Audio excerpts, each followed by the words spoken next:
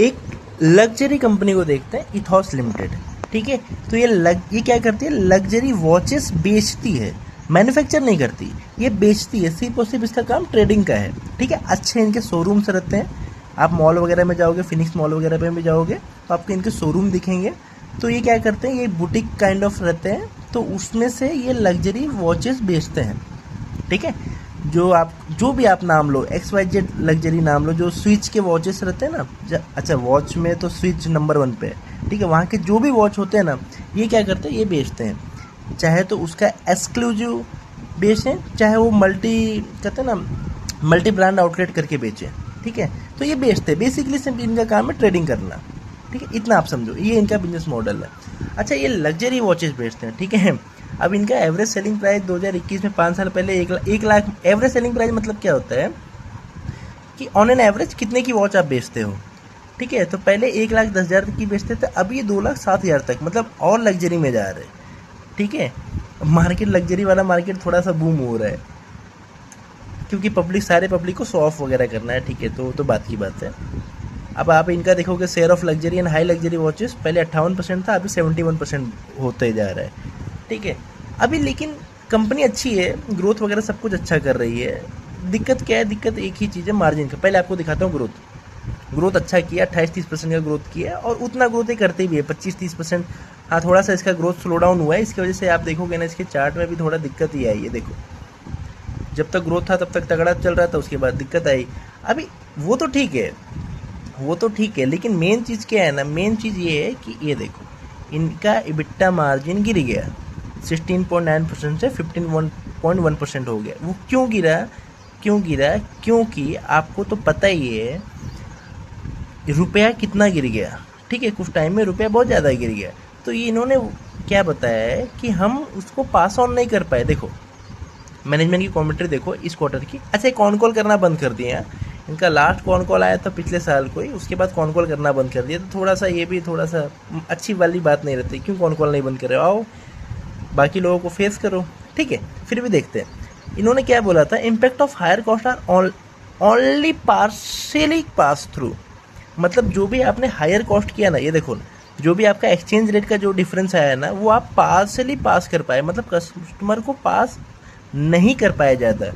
क्यों नहीं कर पाया, ऑब्वियसली बात है यार, प्राइसिंग पावर ऐसी जो सिर्फ ट्रेड करती है कंपनी उसमें कम रहता है। ठीक है, क्योंकि वो खुद का कोई वो नहीं बना रही है, वो तो सिर्फ बेच रही है। ठीक है, तो अब ये देखो इन्होंने क्यों बोला भी, क्योंकि हमको लॉन्ग टर्म ब्रांड इक्विटी वगैरह, मतलब लॉन्ग टर्म रिश्ते वगैरह बनाना है, इसकी वजह से हमने उनको उतना कॉस्ट चार्ज नहीं किया, जिसकी वजह से इनका मार्जिन गिर गया। ठीक है, एक तो वो रीज़न है। दूसरा ही क्या है, नए नए स्टोर खोल रहे हैं, तो उसकी वजह से मैन पावर बढ़ रहे हैं। तो ऑब्वियस सी बात है, इनका मेन खर्चा ही क्या है, रेंट और मैन पावर, जिसकी वजह से इनका एबिटा गिरेगा। ठीक है, ये देखो इनका, अगर आप प्रॉफिट एंड लॉस अगर आप एनालाइज करोगे, तो इनका रेवेन्यू के बाद कॉस्ट ऑफ गुड्स सोल्ड, मतलब जो अगर 100 रुपये का माल बेचा, तो 80 रुपये का आपने घड़ी खरीदा होगा और 100 रुपये में बेचा होगा, तो 20 रुपये आपका बचा, और 20 रुपये में से आप एम्प्लॉय और रेंट निकाल लो, जो आपके मेन खर्चे, तो आपका बच गया एबिटा। उसके बाद आप डेप्रिसिएशन, फिनांस कॉस्ट ये सब करोगे, तो बाद में टैक्स वगैरह हटाओगे तो आपका पैड बचेगा, वो तो बात की बात है। अच्छा देखो, इनका पैड भी कम हो गया भाई, पैड भी ऑलमोस्ट फ्लैटिस हो गया, तो इनको ऑपरेटिंग लेवरेज भी नहीं मिला। और क्यों नहीं मिला आपको मैं बताया ही, इनका डेप्रिसिएशन कॉस्ट बढ़ गया। इनका डेप्रिसिएशन क्यों बढ़ गया, क्योंकि इन्होंने नए नए स्टोर खोले। ठीक है, देखो थोड़े बहुत, अच्छा फ्रेंचाइजी के अलावा, मतलब रेंट के अलावा ओन स्टोर भी करते, तो थोड़ा डेप्रिसिएशन बढ़ गया, इनका एम्प्लॉय कॉस्ट बढ़ गया है। देखो, डेप्रिसिएशन बढ़ गया, इनका एम्प्लॉय कॉस्ट बढ़ गया, और रेंटल कॉस्ट बढ़ गया, प्लस ये फॉरेस्ट का फ्लक्चुएशन तो था ही, जो सारे चीज़ यहाँ पे मैनेजमेंट ने मेंशन किया हुआ है, तो वो है। लेकिन फिर भी कंपनी क्या बोलती है, रिसेंटली में इन्होंने अपना 100वां स्टोर खोला। ये देखो, अगर आप देखोगे ना, इन्होंने अपना 100वां स्टोर खोला, ये आपको यहाँ पे मिल जाएगा। ठीक है, तो देखो, लेकिन फिर भी कंपनी क्या बोलती है मालूम है, देखो।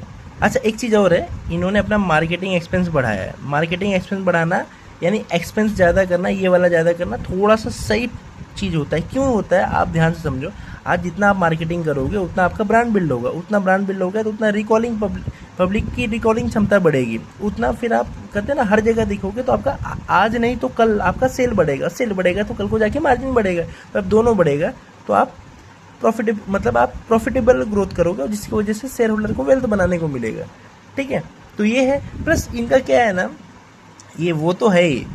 और इसका आपको एक चीज़ बता, हाँ इन्होंने मतलब लग्जरी वॉचेस तो कर ही रहे हैं, ठीक है, लेकिन अभी क्या कर रहे हैं ना, ये लग्जरी उसमें जा रहे हैं, कहते हैं ना दूसरे लग्जरी सेगमेंट में जा रहे हैं, लग्जरी गोल्ड बेचने का, जो मैसिका से।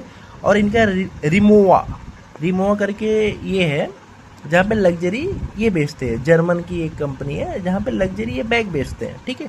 तो उसका भी स्टोर चालू कर लिया और मैसिका का भी कर लिया, तो वॉचेस के साथ साथ ये लग्जरी ज्वेलरी और लग्जरी बैग्स में भी जा रहे हैं, ठीक है। तो मैनेजमेंट ने क्लियरली बोला है कि भाई हम नेक्स्ट डिकेड तक तकरीबन हम इसको 10 फोल्ड कर लेंगे। देखो 10 फोल्ड मतलब 10 गुना हम अब बढ़ाएंगे कंपनी को, 10 गुना बढ़ाएंगे, मतलब रेवेन्यू ग्रोथ आपका मतलब 10, आज अगर 100 का चीज़ है तो 1000 तक पहुंचेगा। आप अगर 100 करोड़ का आप रेवेन्यू करो, कल को 1000 करोड़ तक पहुंचेगा, यानी 10 गुना हुआ। 10 साल में 10 गुना यानी 25-26% का कैगर, ठीक है।